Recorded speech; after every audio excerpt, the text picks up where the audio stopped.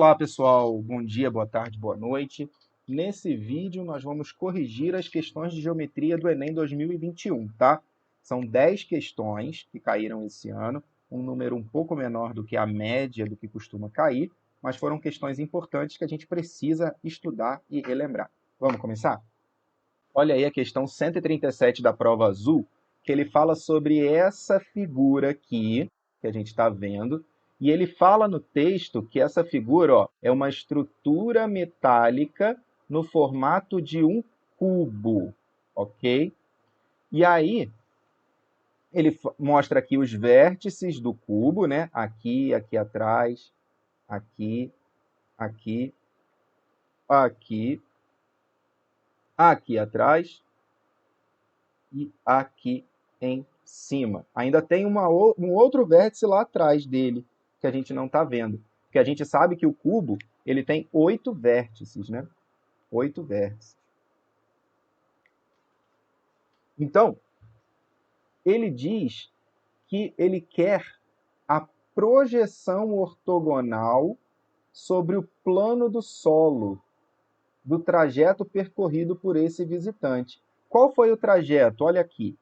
O visitante se deslocou pelo interior do atômium, que é o cubo, sempre em linha reta e seguindo o menor trajeto entre dois vértices, passando por todas as arestas e todas as diagonais do cubo.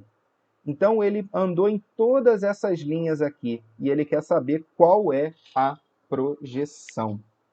Presta atenção que eu vou fazer um esquema 3D desse cubo. Olha aí. Então, esse daqui é mais ou menos o cubo que aparece aí no atômium, né? Aqui estão os 8 vértices e aqui está o centro com as diagonais. Se a gente girar esse cubo, a gente vai ver ele lateralmente. Olha para cá, esse aqui é o cubo lá do atômium. Só que ele quer o quê?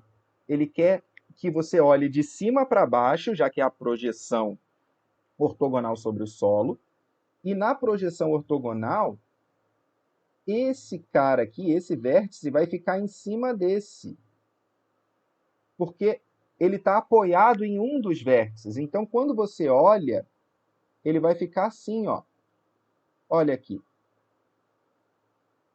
Aqui eu estou olhando de cima para baixo. Aí eu vejo todos os vértices, sendo que um vai ficar em cima do outro, junto com o centro, e as diagonais e os outros lados. Então, olha que figura que formou. Foi um hexágono com as diagonais dele. Essa é a projeção ortogonal.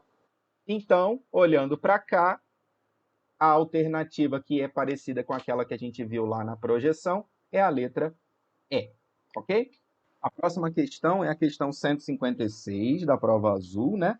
Que é a 171 na rosa, 140 na branca e 161 na amarela. Olha para cá. Ele fala sobre esse gráfico da função trigonométrica. Esse gráfico aqui da função trigonométrica, que eu preciso prestar atenção nele. Ele quer saber qual a função que tem esse gráfico. O que eu preciso me lembrar? Que cosseno e seno sempre variam entre -1 e 1. Então, o seno, o menor valor dele é -1, o maior é 1. Cosseno, a mesma coisa. O menor é -1 e o maior é 1. Mas quando você olha para cá, você percebe que essa função está variando do 3 até o -3. Concorda comigo? Que ela está variando do 3 até o -3. Aí, o que eu preciso estar atento? Se é para variar de -3 a 3, eu estou multiplicando isso aqui por 3, não estou? Então, não pode ser a letra D, porque está multiplicando por 6 o cosseno. E não pode ser a letra E, que está multiplicando por 6 o seno. Só pode ser por 3 ou por -3. Então, olhando para cá, eu já percebo e já elimino duas alternativas. O que eu também sei? Eu sei que todas estão multiplicando a minha variável por 2. Então, se eu coloco 0, vai dar 0. 2 vezes 0, 0. Mas se eu coloco π sobre 2, ela vai para π. Então, ela aumentou aqui a intensidade das minhas ondas, tá? Então, onde seria π sobre 2 está sendo π, onde seria π está sendo 2π, e por aí vai. Ok? Lembrando que cosseno de zero é 1. Como é que eu sei isso? Aula de círculo trigonométrico que a gente viu, aula 13, se eu não me engano. Vai subir o link quando tiver o vídeo no YouTube. Eu aprendi que cosseno marca deitado, eu até usei a expressão com sono, e sem sono fica em pé. Então, eu marco aqui. Então, no ângulo de 0 grau, que é aqui, o cosseno vale 1 e o seno vale 0. No ângulo de π sobre 2, que é 90 graus, ó, aqui o ângulo é de 90 graus, o meu cosseno vale 0 e o meu seno vale 1. E quando ele vira 180 graus, que é π, o cosseno é menos 1 e o seno volta a ser 0. Então, cosseno de 0 é 1, cosseno de π é menos 1. Seno de 0 é 0 e cosseno de π, e seno de π também é 0. Então, repara que tanto no 0 quanto no π, eles são menos 3, concorda? Então, não pode ser seno, porque o seno vai multiplicar por 0, vai dar 0. Não pode ser seno. Então, eu já elimino aqui a letra B. Não pode ser seno. Só pode ser cosseno. E quem é cosseno de 0? Não é 1? Só que a minha resposta aqui dá menos 3, não dá? No cosseno de 0. Então, eu sei que alguém multiplicando o cosseno de 0 tem que dar menos 3.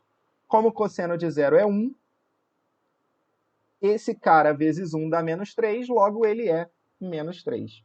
Então, é menos 3 cosseno. Resposta certa, letra A. Olha aí a próxima questão, fala sobre um container em forma de paralelepípedo. Então, a gente já fez bastante questão, sempre falei que paralelepípedo é um assunto que cai bastante no Enem, né? E aí, ele vai pintar as paredes e o piso. Então, eu tenho aqui um container, ele vai pintar as paredes e o piso, ok? Só que ele, antes de iniciar a obra, ele mudou o projeto original, alterando o comprimento e a largura para o dobro. Então, olha aqui, o comprimento e a largura agora são o dobro do que era antes. Então, antes eu tinha comprimento A, largura B, altura C, correto? Só que agora dobrou o comprimento e a largura. Então, ficou 2A no comprimento e 2B na largura. Certo? Em relação ao previsto no projeto original, os fornecedores falaram o seguinte, ó, você vai precisar de o dobro de tinta, tanto para a parede quanto para o piso. Já o fornecedor 2, o dobro para as paredes, 4 vezes para o piso, e assim vai. Pensa comigo aqui, olha. Antes, a área do piso, ela não ia ser somente A vezes B? Era A vezes B a área do piso, certo?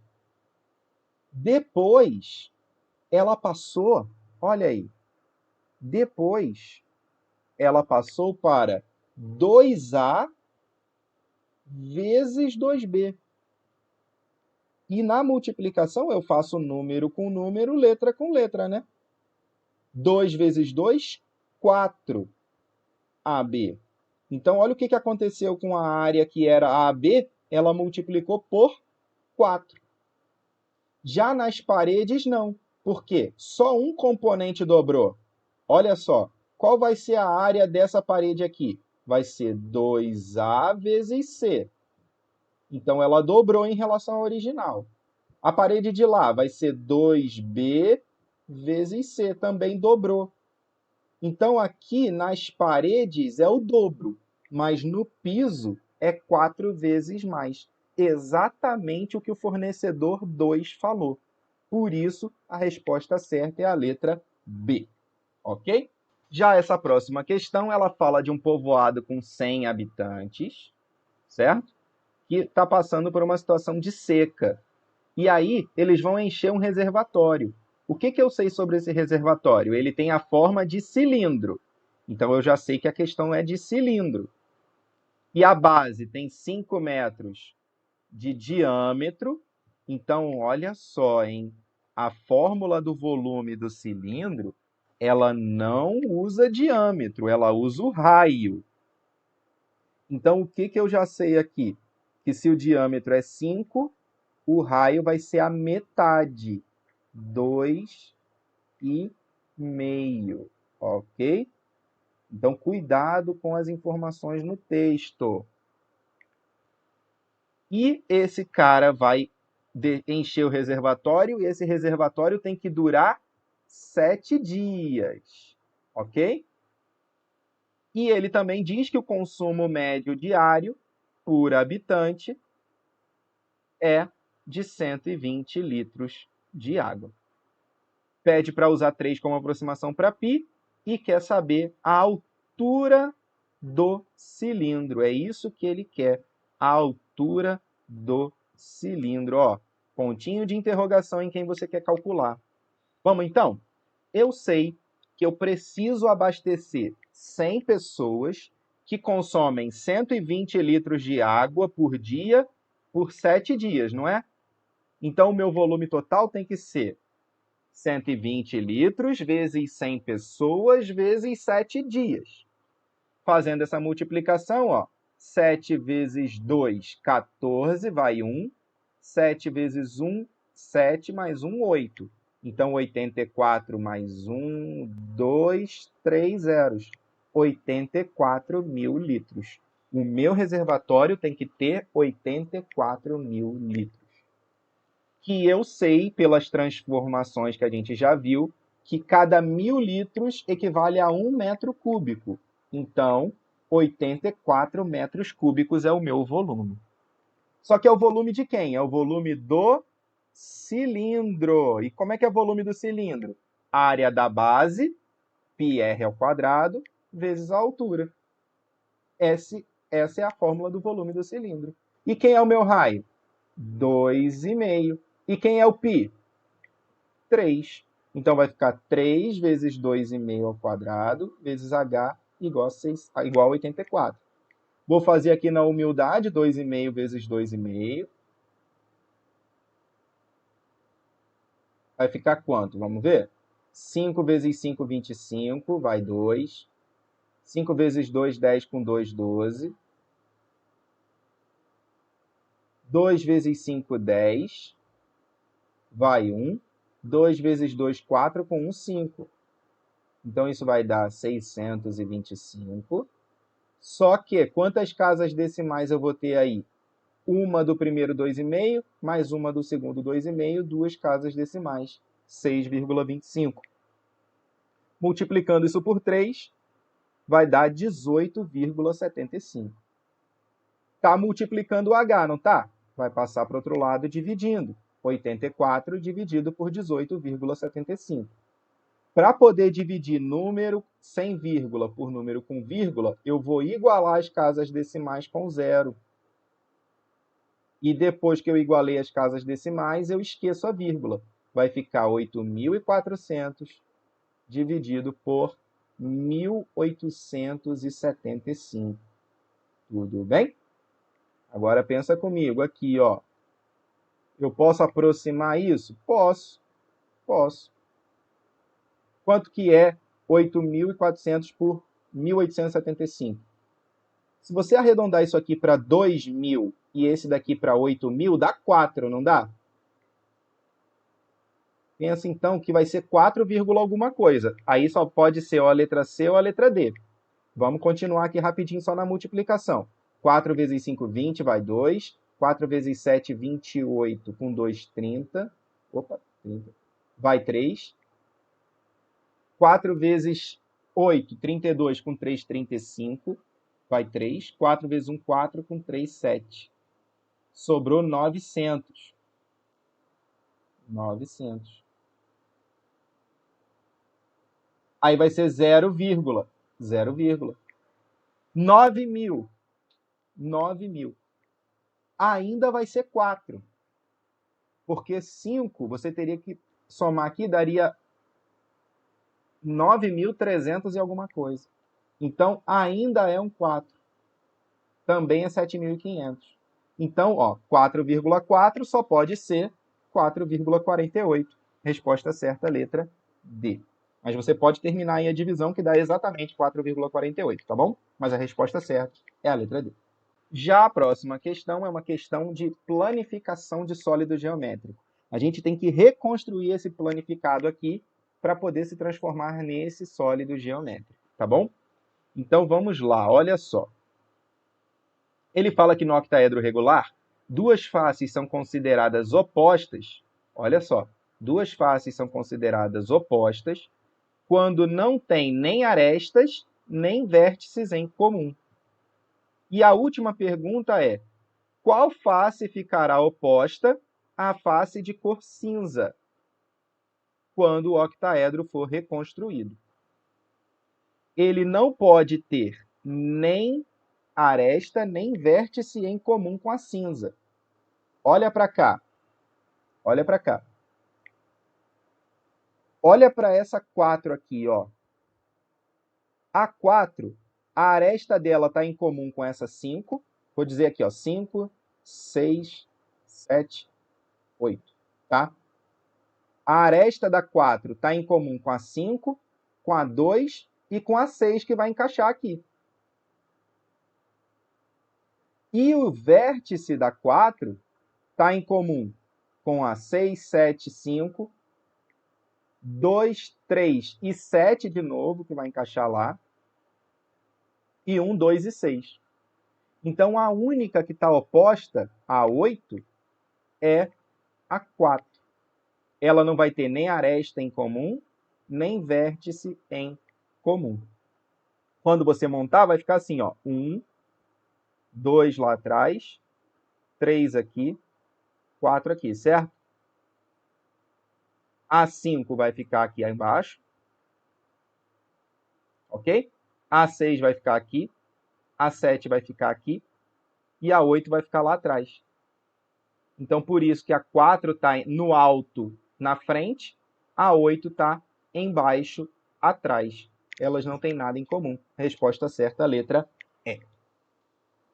Olha aí a nossa questão 169 da prova azul. Ele fala que um triângulo, que é o instrumento musical lá do forró, ele é formado exatamente de um triângulo equilátero, ok? E a empresa, ela vai fazer brindes promocionais e vai produzir miniaturas desse instrumento, né? Então, olha, ele falou aqui, triângulo equilátero de altura H, certo? Que para a gente, quem é o H? Olha para o desenho. É 8, tá? Após o processo, cada peça é aquecida, deformando os cantos e é cortada a uma de seus vértices, dando origem à miniatura. E aí não corre perda no processo de material, e o comprimento da barra, olha aqui, o comprimento da barra utilizada é igual ao perímetro do triângulo. Olha aí. Então, qual vai ser o comprimento da barra? É a pergunta. Qual o valor que mais se aproxima do comprimento da barra? Se eu chamar esse meu lado aqui de L, você concorda que o perímetro é a soma de todos os lados? Então, o comprimento da barra vai ser 3L. Concordam comigo? E se a altura do triângulo equilátero é 8, eu lembro lá da minha aula de triângulo equilátero que a altura dele é L raiz de 3 sobre 2? Ah, Antônio, eu não vou lembrar disso. Não tem problema. Aqui você tem um triângulo retângulo, não tem? E a altura divide o lado ao meio. Então, se um ladinho é x, do outro lado é x, e lá em cima, onde é o lado inteiro do meu triângulo, é 2x. E aí eu posso fazer Pitágoras. Hipotenusa 2x ao quadrado é 8 ao quadrado, que é um cateto, mais x ao quadrado, que é o outro cateto. Você desenvolve, que você vai encontrar a mesma coisa dessa fórmula, tudo bem? Eu vou continuar pela fórmula. A altura é 8, né? O 2 está dividindo, vai passar para cá multiplicando, vai ficar 16. Então, L raiz de 3 é igual a 16. O raiz de 3 que está multiplicando vai passar dividindo. L vai ser 16 sobre raiz de 3. O que eu vou fazer aqui? Eu vou racionalizar. Ó. Vou multiplicar pela raiz embaixo e em cima. Quando eu multiplico assim, vai ficar o quê? Vai ficar 16 raiz de 3 sobre 3. E o 3 que está dividindo passa para cá multiplicando. Vai ficar 3L igual a 16 vezes quem? Raiz de 3, olha o texto. Considere 1,7 como raiz de 3. Agora pensa comigo, quem é esse 3L aqui? Não é o comprimento da barra? Então o comprimento da barra vai ser 16 vezes 1,7. Faz essa conta com calma que você vai encontrar 27,2.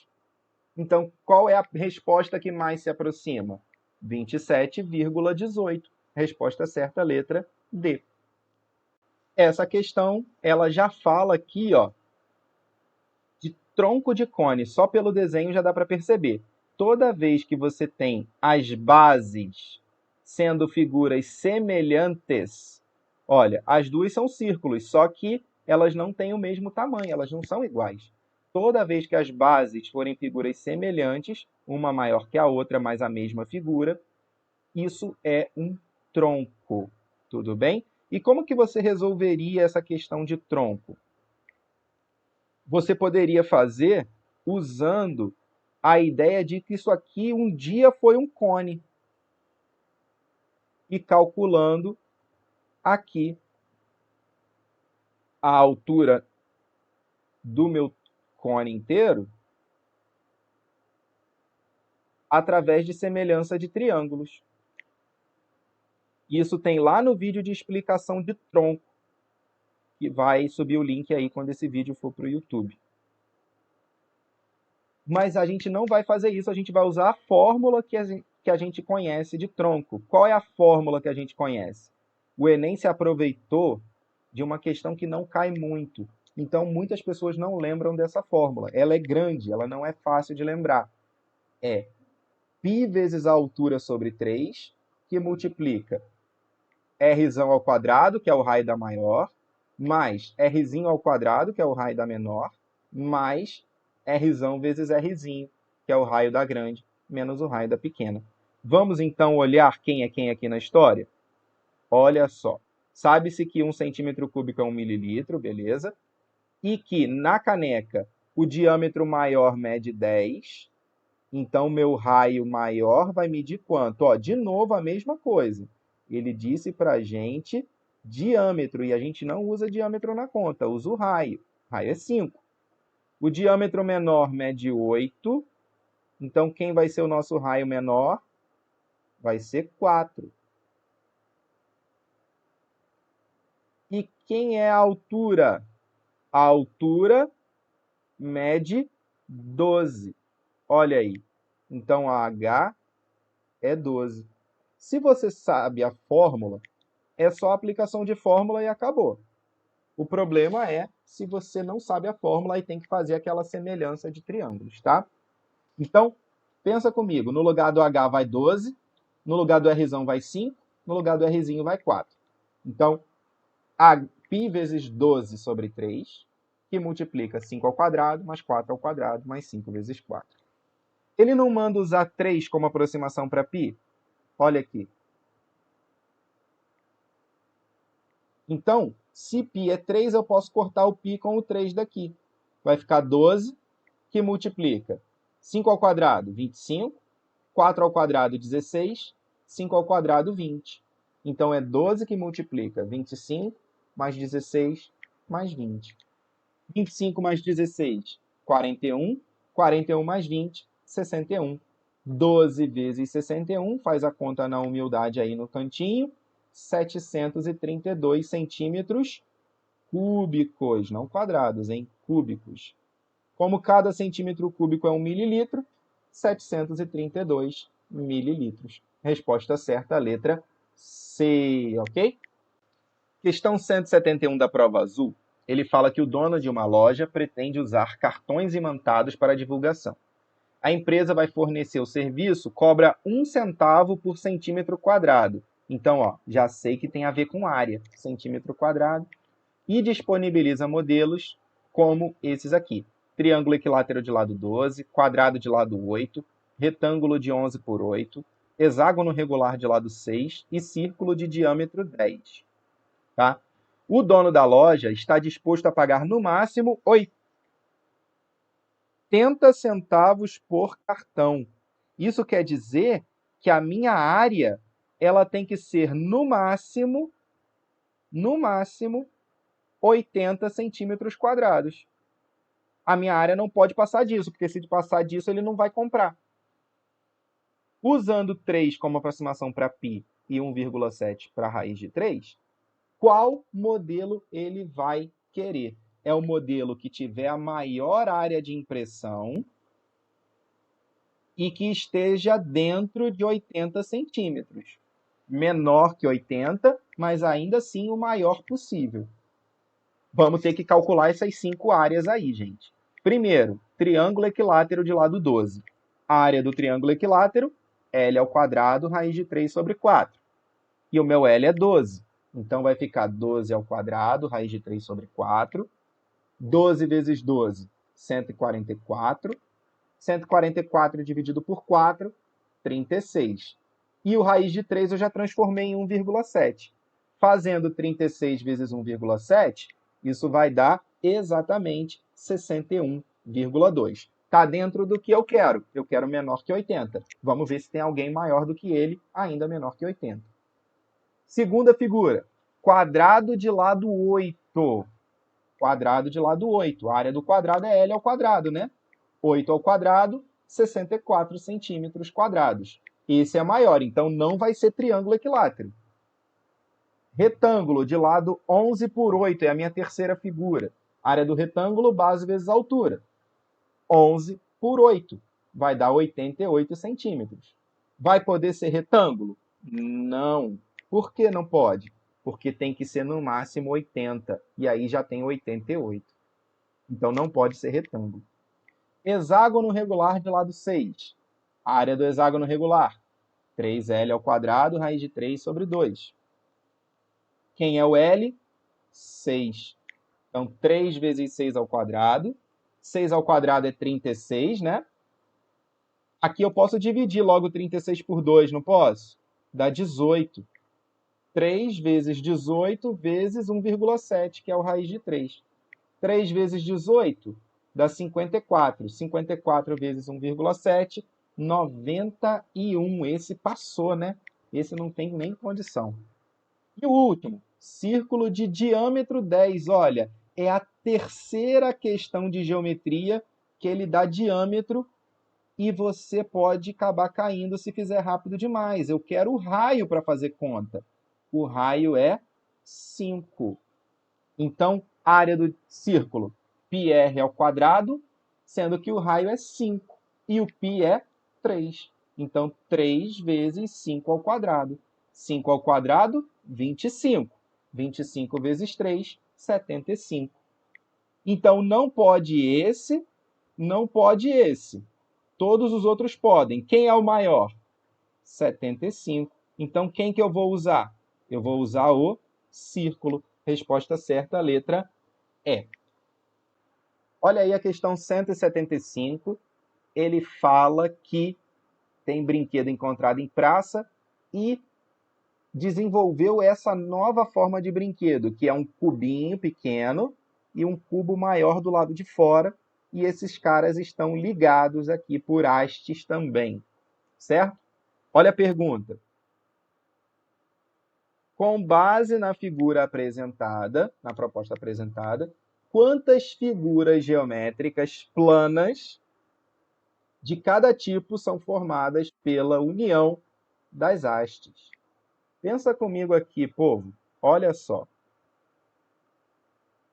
Aqui eu tenho um trapézio. Olha para cá. Por quê? porque os lados, as arestas dos cubos são paralelas. Mas como esse cubo de dentro é menor, isso aqui não vai ficar formando ângulo reto aqui. Não vai formar ângulo reto. Ele vai entrar no cubo.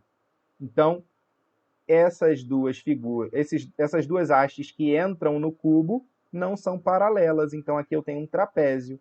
Um trapézio. Lá atrás, 2 trapézios. Aqui, 3 trapézios. Na frente, 4 trapézios. Mesma coisa embaixo, ó. 5 trapézios. Lá atrás, 6 trapézios. Aqui dá até para enxergar melhor o trapézio, ó, 7. Aqui na frente nem se fala, 8 trapézios. Nessa lateral aqui, eu já contei 2, tá vendo? Tá faltando o 9º trapézio e o 10º trapézio lá atrás. Aqui na frente, 11º trapézio e lá atrás, 12º trapézio. Então, são 12 trapézios. Então, não pode ser esse aqui, não pode ser esse aqui, a letra C também não pode ser, porque são 12 paralelogramos, né? E não pode ser a letra C, 8 trapézios. Agora a pergunta, são trapézios isósceles ou trapézios escalenos? Isósceles, lembra lá da nossa palavrinha isósceles? Tem que ter 2 lados iguais. Como esse lado aqui é igual a esse, porque os dois vêm de lados opostos e chegam a vértices opostos também, né? Eles têm a mesma medida, então eles são trapézios isósceles. Mesmo que eu não lembrasse disso, a face do cubo não é um quadrado? Então eu teria 1 quadrado, 2 quadrados, 3 quadrados, 4 quadrados, 5 quadrados, 6 quadrados. No pequeno e no grande mais 6, 12 quadrados. Só pode ser, então, a letra A, 12 trapézios isósceles e 12 quadrados. Olha aí a nossa última questão do vídeo, que também é a questão 178 da prova azul, ok? Ela fala sobre uma fazenda, mas antes ele fala que 1 hectare equivale a 10.000 metros quadrados. E o fazendeiro tem uma fazenda, obviamente, de 3 hectares que ele quer fazer um loteamento. 3 hectares, eu já sei que a área da fazenda é de 30.000 metros quadrados, certo? E dos quais 0,9 hectare vai ser para a construção de ruas e calçadas. Então, olha, se 1 hectare é 10.000, você vai multiplicar 0,9 por 10.000, vai achar que são 9.000 metros quadrados de ruas e calçadas. E o restante vai ser dividido em terrenos. Quem é o restante? 30.000 menos 9.000, 21.000 metros quadrados. Com área de 300 metros cada um. Então, quantos terrenos eu vou ter? 21.000 dividido por 300. Fazendo essa conta aqui, ó, corta o 0 com 0, corta o 0 com 0, 210 dividido por 3, 70. Então, tendo 70 terrenos, a gente vai vender esses terrenos para saber o valor total que ele vai arrecadar com a venda de todos os terrenos. Qual foi a ideia aqui? Ó, os 20 primeiros lotes vão ser vendidos por R$20.000, preço de promoção.